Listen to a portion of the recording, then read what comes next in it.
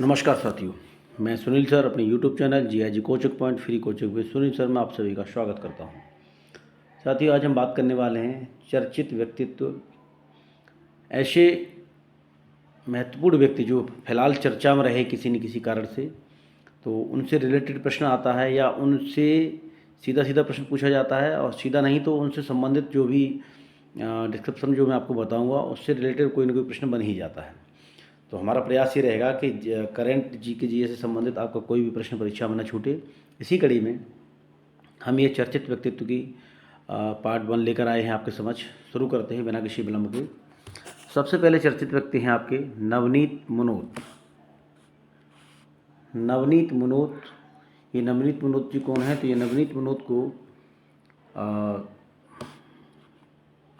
Association of mutual funds in India का अध्यक्ष नियुक्त किया गया है। Association and mutual fund of India AMFI का चेयरमैन नियुक्त किया गया है, और इन्होंने आदित्य बिरला सन लाइफ एसेट मैनेजमेंट के प्रबंध निदेशक ए बाला सुब्रमण्यम का स्थान लिया है। इससे पहले ए बाला सुब्रमण्यम इस जो है AMFI के अध्यक्ष थे, चेयरमैन थे। अगले चर्चित व्यक्तित्व की बात करें हम, इंद्रमणि पांडे जी। इंद्रमणि पांडे जी क्यों चर्चा में हैं ये बताते हैं आपको।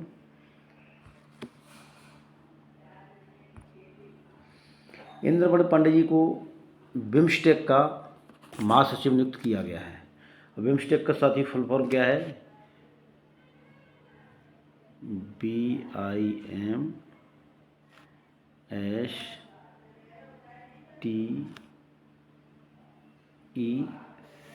बिम्स्टेक। बिम्स्टेक का फुल फॉर्म क्या है? तो बिम्स्टेक का फुल फॉर्म है साथियों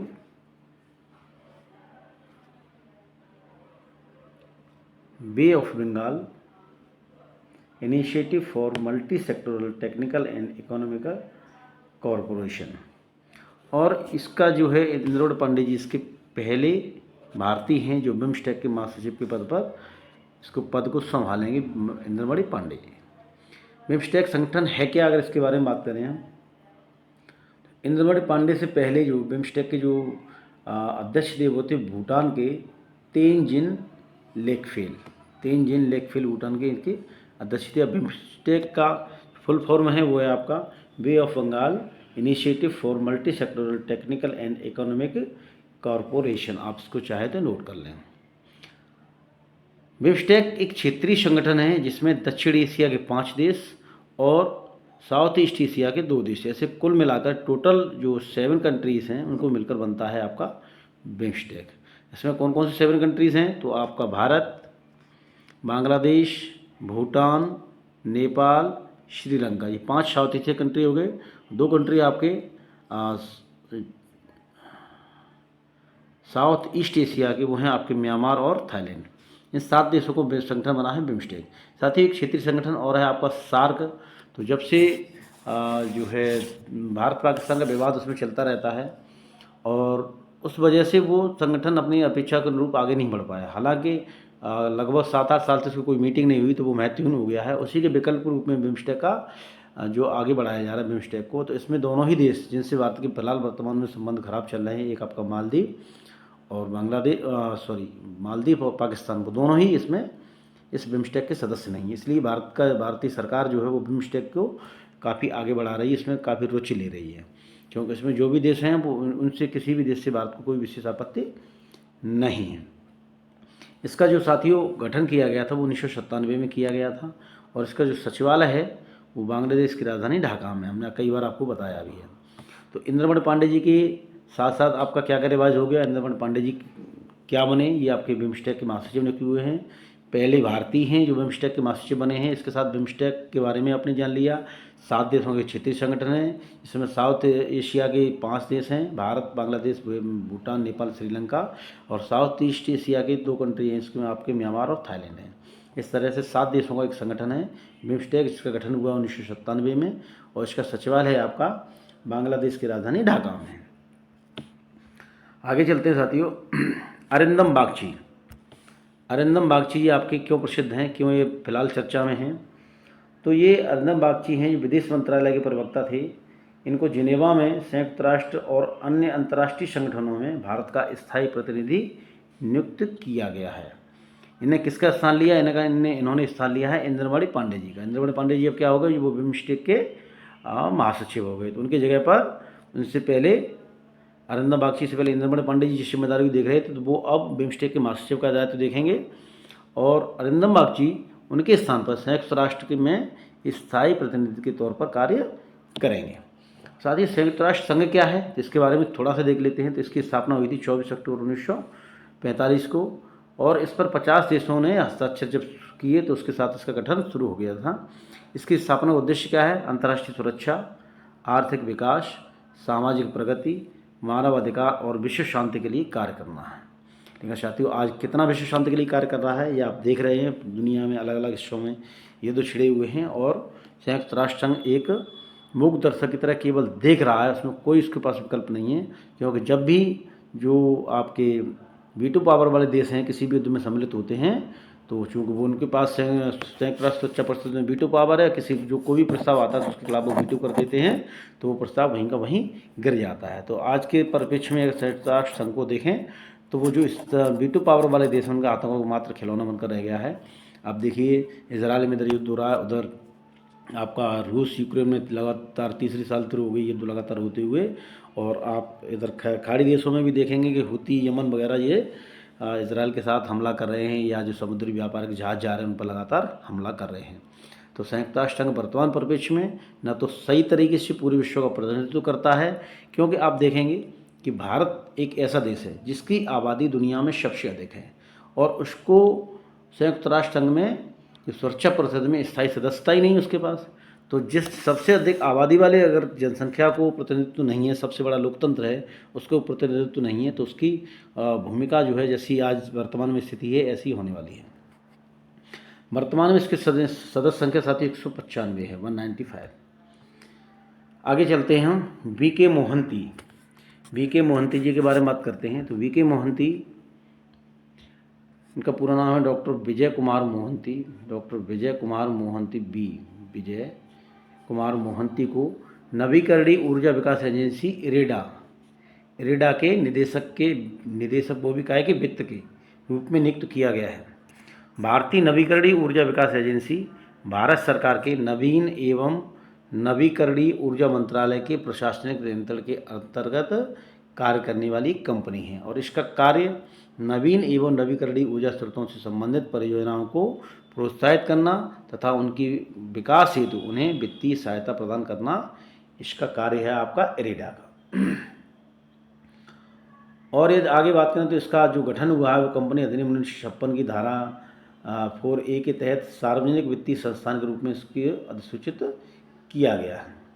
इसे भारतीय रिजर्व बैंक के नियमों के अंतर्गत गैर बैंकिंग वित्तीय कंपनी के रूप में पंजीकृत किया गया है। गैर बैंकिंग वित्तीय कंपनी के रूप में इसको इरेडा को पंजीकृत किया गया है।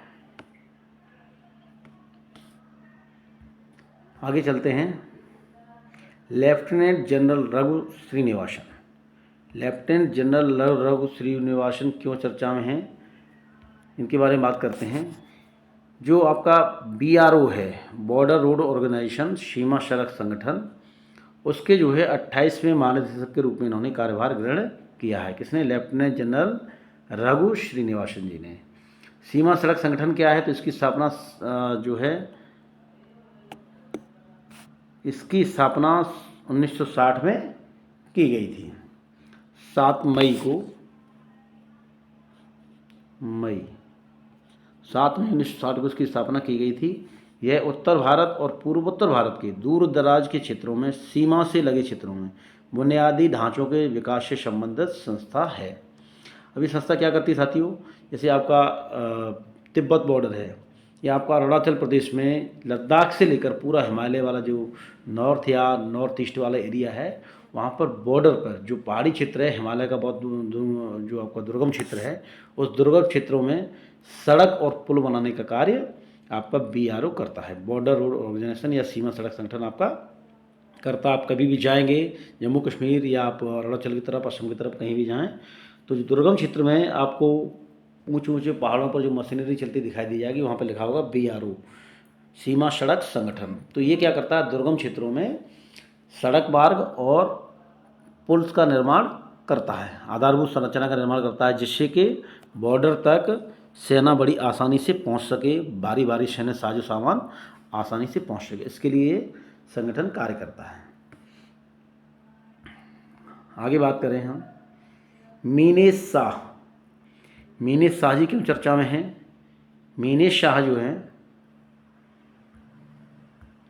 ये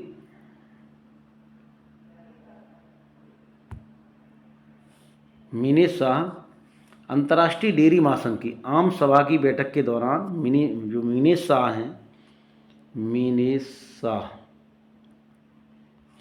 को IDF की बोर्ड में शामिल किया गया। IDF क्या है? इंटरनेशनल डेयरी फेडरेशन, इसके बोर्ड में इनको शामिल किया गया है। वर्तमान में मीनेश शाह राष्ट्रीय डेयरी विकास बोर्ड NDDB नहीं है, NDDB national dairy development board के अध्यक्ष एवं प्रबंध निदेशक हैं भारत में ये, और अब इनको अंतर्राष्ट्रीय डेयरी महासंघ की जो है बोर्ड है उसमें शामिल कर लिया गया है। अंतर्राष्ट्रीय डेयरी महासंघ का कार्य क्या है? तो अंतर्राष्ट्रीय डेयरी महासंघ डेयरी क्षेत्र से संबंधित सभी हितधारकों के लिए वैज्ञानिक और तकनीकी विशेषज्ञता का प्रमुख स्रोत है। और क्या करता है? यह डेयरी क्षेत्र के विशेषज्ञों के माध्यम से वैश्विक स्तर पर सुरक्षित और सतत डेयरी उत्पाद लोगों को उपलब्ध कराने का प्रयास करता है। साथियों, भारत का वैश्विक दुग्ध उत्पादन की यदि हम बात करें तो 23% से अधिक योगदान है, और भारत के प्रतिनिधि के रूप में बोर्ड में इनके शामिल होने से वैश्विक स्तर पर अधिक समावेशी और बेहतर वैश्विक डेयरी पारिस्थितिक तंत्र सुनिश्चित होने की संभावना है, क्योंकि भारत दुग्ध उत्पादन में अग्रणी देश है। आगे हम बात करें राजकुमार राव। राजकुमार राव चर्चा में क्यों हैं? तो राजकुमार राव जो हैं ये भारतीय निर्वाचन आयोग ने इनको अपना नेशनल आइकन नियुक्त किया है। क्या किया है? इलेक्शन कमीशन ऑफ इंडिया ने इनको अपना नेशनल आइकन नियुक्त किया है। इनका कार्य क्या रहेगा? तो नेशनल आइकन के रूप में ये जो है रोल मॉडल के रूप में कार्य करेंगे और मतदान के महत्व को प्रदर्शित करेंगे, मतदान करने के लिए लोगों को प्रेरित करने का कार्य भी करेंगे। अभी आपने देखा होगा सचिन तेंदुलकर ने भी मतदान करने के लिए प्रेरित करने के लिए आपने रिकॉर्डेड वॉइस कॉल आई होगी कि मैं सचिन तेंदुलकर बोल रहा हूँ, आप जो वोट डालने के लिए अवश्य जाइए। तो इसी तरह से राजकुमार राव भी मतदान के महत्व को प्रदर्शित करते हैं और ये आपके इलेक्शन कमीशन ऑफ इंडिया में नेशनल आइकन नियुक्त किए गए हैं। अब हम बात करते हैं ये भारतीय निर्वाचन आयोग क्या है। तो भारतीय निर्वाचन आयोग एक स्वायत्त एवं अर्ध न्यायिक संस्थान है, अर्ध न्यायिक भी है साथियों। इसकी स्थापना कब की गई थी? 25 जनवरी 1950 को की गई थी। इसका गठन क्यों किया गया? इसका गठन भारत में स्वतंत्र एवं निष्पक्ष रूप से चुनाव संपन्न कराने के लिए किया गया, जिससे कि देश की जनता अपने जनप्रतिनिधियों का चुनाव कर सके। वर्तमान में राजीव कुमार जी जो हैं वो इसके मुख्य चुनाव आयुक्त हैं, chief election commissioner of India है। आगे चले हम बात करें अमोल मजूमदार की। अमोल मजूमदार जी चर्चा में क्यों हैं? तो अमोल मजूमदार जी हैं वो भारतीय क्रिकेट कंट्रोल बोर्ड जो आपका BCCI है, इसने पूर्व क्रिकेटर अमोल मजूमदार को भारतीय महिला क्रिकेट टीम का मुख्य कोच नियुक्त किया है। क्या किया है? भारतीय महिला क्रिकेट का मुख्य कोच नियुक्त किया है और इन्होंने ऋषिकेश कानितकर की जगह ली है, जो कि अस्थायी रूप से कार्य देख रहे थे। अमोल मजूमदार जो है फर्स्ट क्लास क्रिकेट में उन्होंने 171 मैचों में 30 शतक सहित 11,000 से अधिक रन बनाए हैं। उन्होंने 100 लिस्ट ए मैच और 14 T20 मैचों में भी हिस्सा लिया है। आगे चले हम आगे बात करते हैं गिरीश चंद्र मुर्मू जी की। गिरीश चंद्र मुर्मू जी हाल फिलहाल चर्चा में क्यों हैं? तो इनको भारत के जो आपके कैग कहते हैं, इनको कंट्रोलर एंड ऑडिटर जनरल इनको कहा जाता है। भारत के कंट्रोलर एंड ऑडिटर जनरल इनको कहा जाता है। तो इनको जो है संयुक्त राष्ट्र लेखा परीक्षक पैनल का उपाध्यक्ष चुना गया है। संयुक्त राष्ट्र लेखा परीक्षक पैनल का उपाध्यक्ष इनको चुना गया है। और ये बाह्य लेखा परीक्षकों का जो पैनल होता है उसका कार्य क्या होता है? ये संयुक्त राष्ट्र सचिवालय उसके कार्यक्रमों और विशेष एजेंसियों का ऑडिट करता है। और इस पैनल में वर्तमान में कनाडा, चिली, फ्रांस, चीन, Germany, Bharat, Indonesia, Italy, Philippines, रूस, स्विट्जरलैंड और ब्रिटेन के प्रतिनिधि शामिल हैं इस पूरे पैनल में। ये लोग क्या करेंगे, ये सभी लोग संयुक्त राष्ट्र का जो सचिवालय है और उसके संबंधित जो भी कार्यक्रम हैं या जो विशेष एजेंसियां हैं उनका जो है आय व्यय का ऑडिट करने का कार्य ये पैनल करेगा। उसमें हमारे गिरीश चंद्र मुर्मू जी को भी उपाध्यक्ष उस पैनल का चुना गया है। आगे चलते हैं हम। सौरव गांगुली। सौरव गांगुली का नाम तो सब लोग जानते ही हैं। ये बीसीसीआई के पूर्व आपके अध्यक्ष भी रहे हैं। इनको हाल ही में जो है पूर्व क्रिकेटर रहे हैं, भारतीय क्रिकेट टीम के पूर्व कप्तान रहे पुरुष टीम के। और ये भी कहा जाता है कि भारतीय क्रिकेट टीम को अग्रेसिव बनाने में इनका महत्वपूर्ण योगदान रहा है। पश्चिम बंगाल की फिलहाल क्यों चर्चा में है, तो फिलहाल इसलिए चर्चा में है कि पश्चिम बंगाल की मुख्यमंत्री हैं ममता बनर्जी जी। उन्होंने पूर्व क्रिकेटर और भारतीय बीसीसीआई के पूर्व अध्यक्ष सौरव गांगुली को पश्चिम बंगाल का ब्रांड एम्बेसडर नियुक्त किया है। पश्चिम बंगाल का ब्रांड एम्बेसडर नियुक्त किया है। इनको प्रिंस ऑफ कोलकाता भी कहा जाता था। इससे पूर्व पश्चिम बंगाल के ब्रांड एम्बेसडर कौन थे? ब्रांड एम्बेसडर अभिनेता शाहरुख खान थे। इनसे पहले कौन थे? शाहरुख खान इसके ब्रांड एम्बेसडर थे पश्चिम बंगाल के। अब कौन हो गए? सौरव गांगुली। और सौरव गांगुली को त्रिपुरा सरकार ने भी त्रिपुरा पर्यटन का ब्रांड एम्बेसडर नियुक्त किया हुआ है, ये भी याद रखना है। त्रिपुरा पर्यटन का ब्रांड एम्बेसडर भी सौरव गांगुली जी हैं। और अभी ममता बनर्जी ने जो है बंगाल का इनको ब्रांड एम्बेसडर भी नियुक्त किया है। इससे पहले कौन था? तो वो थे अभिनेता शाहरुख खान। आगे चलते हैं हम हीरालाल सामरिया की बात करते हैं। हीरालाल सामरिया क्यों चर्चा में हैं? तो जी सूचना आयुक्त थे इससे पहले हीरालाल सामरिया जी, और वर्तमान में इनको मुख्य सूचना आयुक्त बनाया गया है। पहले क्या थे? सूचना आयुक्त थे, अब इनको बनाया गया है मुख्य सूचना आयुक्त।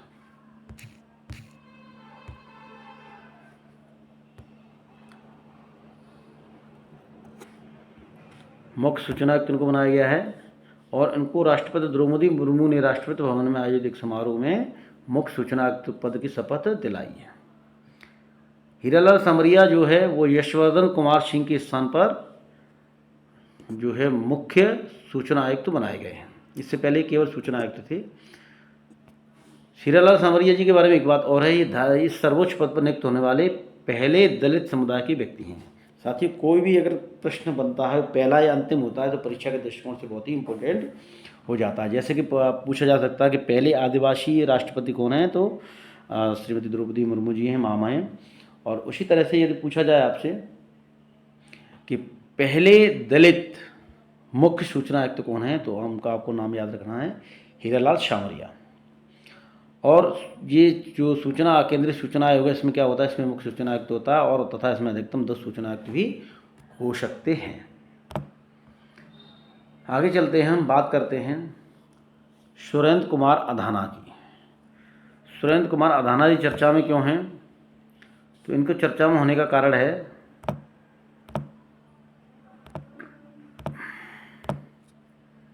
कि ये जो है संयुक्त राष्ट्र में प्रशासनिक और बजटीय प्रश्नों पर जो सलाहकार समिति है उसके लिए इनको पुनः चुन लिया गया है। और इनका जो निर्वाचन हुआ है वो 24 से 26 की अवधि के लिए 3 वर्ष के लिए किया गया है। प्रशासनिक और बजटीय प्रश्नों पर सलाहकार समिति में महासभा द्वारा चुने गए 21 सदस्य शामिल हैं। और सलाहकार समिति के जो प्रमुख कार्य होते हैं उसमें महासचिव द्वारा महासभा में प्रस्तुत बजट की जांच करना, उस पर रिपोर्ट देना, महासभा को संदर्भित किसी भी प्रशासनिक और बजटीय मामले पर सलाह देना भी इस समिति का ही कार्य होता है।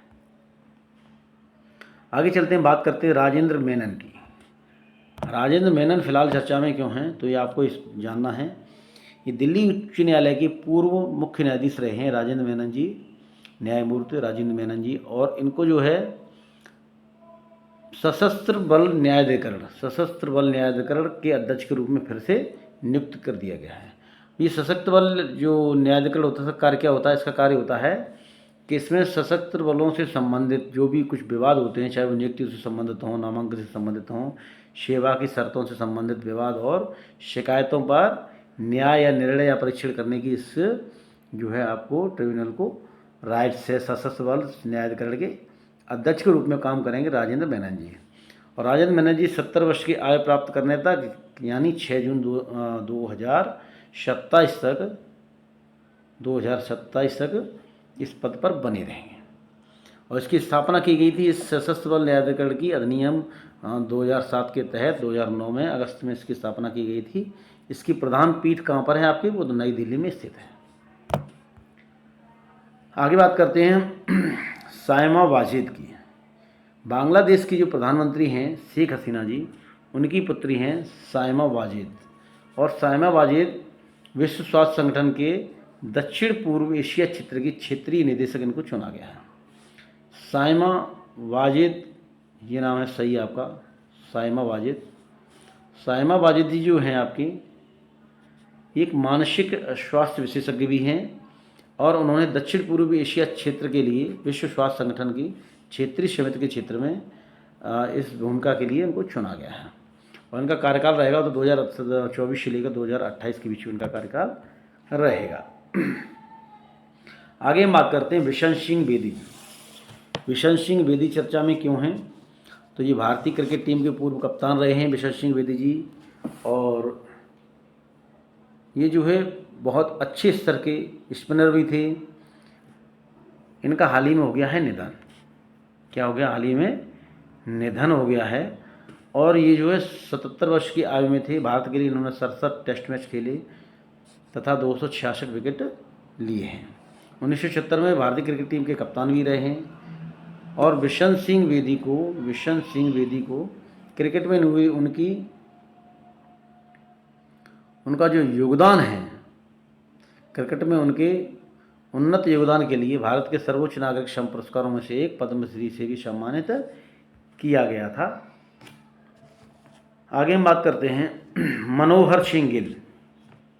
मनोहर सिंह गिल जी चर्चा में क्यों हैं, तो मनोहर सिंह गिल भारत के पूर्व मुख्य चुनाव आयुक्त रहे, chief election commissioner of India भी ये रहे हैं, कांग्रेस के कद्दावर नेता भी रहे हैं। इनका निधन भी हो गया है दिल्ली में। 1996 से 2001 तक ये भारत के मुख्य चुनाव आयुक्त के रूप में इन्होंने कार्य किया है। और मनोहर सिंह गिल जी तो पंजाब कैडर के पूर्व प्रशासनिक सेवा के IAS अधिकारी थे, पंजाब कैडर के IAS अधिकारी थे। और ये राज्यसभा के भी इन्होंने प्रतिनिधित्व किया है। और इनको साल 2000 में पद्म विभूषण से भी सम्मानित किया गया है। केंद्र में भारत सरकार के खेल मंत्री भी रहे हैं, सांख्यिकी और कार्यान्वयन मंत्री के रूप में भी इन्होंने कार्य किया है, अपनी सेवा दी है। आगे हम बात करते हैं MS स्वामीनाथन की। सबने नाम सुना होगा, MS स्वामीनाथन क्यों प्रसिद्ध हैं। भारत में हरित क्रांति के जो जनक हैं वो MS स्वामीनाथन माने जाते हैं। पूछा जाए भारत में हरित क्रांति के जनक कौन है, तो MS स्वामीनाथन है। इनका जो निधन चेन्नई में 98 वर्ष की आयु में हो गया। इन्हीं की अध्यक्षता में वर्ष 2004 में राष्ट्रीय किसान आयोग का गठन किया गया था। स्वामीनाथन को कई राष्ट्रीय और अंतर्राष्ट्रीय पुरस्कारों से भी सम्मानित किया जा चुका है, जिसमें पद्मश्री है, आपका पद्म भूषण है, पद्म विभूषण है, मैग्सेसे पुरस्कार है, मैग्सेसे पुरस्कार भी इनको मिला है, विश्व खाद्य पुरस्कार भी इनको मिला है। और सबसे महत्वपूर्ण बात, हाल ही में इन्हें मरणोपरांत भारत रत्न सम्मान, जो भारत का सर्वोच्च सम्मान है, भारत रत्न सम्मान से भी इनको सम्मानित किए जाने की घोषणा की गई है। कौन, MS स्वामीनाथन जी। तो पूछा जा सकता है, प्रश्न ये बन सकता है कि भारत में हरित क्रांति के जनक कौन थे, MS स्वामीनाथन थे। हाल ही में किस कृषि वैज्ञानिक को पूछा जाए कि भारत रत्न सम्मान से सम्मानित किया गया है, तो MS स्वामीनाथन जी हैं। और इनको पूछा जाए कि भारत के ऐसे जो कृषि वैज्ञानिक जिनको विश्व खाद्य पुरस्कार से सम्मानित किया गया, तो उसमें भी MS स्वामीनाथन जी का ही हम नाम लेंगे, ये याद रखना है। आगे बात करते हैं सुब्रत राय जी की। सुब्रत राय का नाम सबने सुना होगा। सुब्रत राय जी जो थे वो भारत के बहुत बड़े कारोबारी थे और सहारा इंडिया परिवार जो आपका है उसके संस्थापक भी थे। इनको सहारा श्री के नाम से जाना जाता था। सहारा श्री का मतलब सुब्रत राय। और काफ़ी समय तक, लगभग 1 दशक तक, जो भारतीय क्रिकेट टीम के स्पॉन्सर रहे हैं, प्रायोजक जो रहे हैं, वो सहारा श्री रहे। तो भारत की जो हम जब बचपन में देखते हुए बड़े हुए हैं, तो उस समय भारतीय क्रिकेट टीम सहारा क्रिकेट टीम के नाम से ही जानी जाने लगी थी। सहारा श्री ने भारतीय क्रिकेट को जो है उसके स्पॉन्सर रूप में काफ़ी सहयोग उन्होंने दिया है। हाल ही में इनका भी निधन हो गया है। आगे चलते हैं, बात करते हैं प्रोफेसर B.N. गोस्वामी की। Professor B.N. गोस्वामी जी ये क्यों प्रसिद्ध हैं? तो ये प्रसिद्ध कला इतिहासकार थे और लेखक भी थे। तो इन लेखक इनका जो है निधन 90 वर्ष की आयु में चंडीगढ़ के अस्पताल में हो गया है। कला इतिहासकार के रूप में उल्लेखनीय कार्य के लिए उन्हें भारत सरकार की ओर से पद्मश्री और पद्म भूषण जैसे सम्मान से सम्मानित किया जा चुका है। और आगे हम बात करें फातिमा बीबी, अपनी इनसे संबंधित काफ़ी महत्वपूर्ण प्रश्न बनेगा। हाल ही में इनका भी निधन हो गया है, तो इनके बारे में हम बात करते हैं। जो सुप्रीम कोर्ट की पहली महिला न्यायाधीश रही हैं फातिमा बीबी, सुप्रीम कोर्ट की पहली महिला न्यायाधीश। दूसरा प्रश्न बनता है कि सुप्रीम कोर्ट की पहली मुस्लिम महिला न्यायाधीश भी यही रही हैं, पहली महिला न्यायाधीश भी रही हैं, पहली मुस्लिम महिला न्यायाधीश भी रही हैं फातिमा बीबी। और इन्होंने जो राष्ट्रीय मानवाधिकार आयोग के सदस्य के रूप में इन्होंने कार्य किया है। तमिलनाडु के राज्यपाल के रूप में अपनी सेवाएं इन्होंने दी हैं, हमें याद रखना है। प्रश्न विशेषकर ये बनेगा कि सुप्रीम कोर्ट की प्रथम महिला न्यायाधीश कौन थी? फातिमा बीबी। घुमा के पूछेंगे तो ऐसे पूछ लेंगे कि सुप्रीम कोर्ट की पहली मुस्लिम महिला न्यायाधीश कौन थी, तो भी आपको याद नाम रखना है, वो थी न्यायमूर्ति फातिमा बीबी। आगे हम बात करते हैं एस वेंकट रमन। एस वेंकट रमन हाल ही में चर्चा में क्यों हैं? इनका भी हाल ही में निधन हो गया है। और एस वेंकट रमन जो है 92 वर्ष की आयु में इनका निधन हुआ है, 92। और इन्होंने जो है RBI में जब जिस समय भारतीय अर्थव्यवस्था में काफ़ी उथल पुथल मची थी, उस समय 90 से 92 के बीच में इन्होंने RBI में काम किया था। जिस समय कि भारत के पास खर्च के लिए एक सप्ताह का भी धन नहीं शेष रह गया था, उस समय PV नरसिम्हा राव जी देश के प्रधानमंत्री थे और डॉक्टर मनमोहन सिंह जी वित्त मंत्री थे। तो ये दोनों लोग गए थे अंतर्राष्ट्रीय मुद्रा कोष में, वहाँ से कर्ज लेकर आए थे, अपने सोना गिरवी रखा था। तो काफ़ी उस समय विकट स्थिति भारत की।